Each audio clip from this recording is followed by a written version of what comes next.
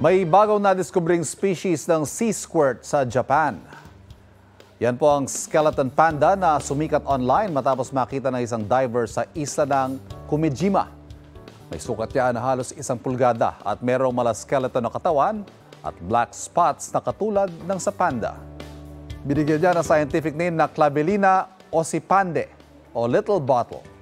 Una nakita yan noong 2017 at nakuna ng litrato noong 2018.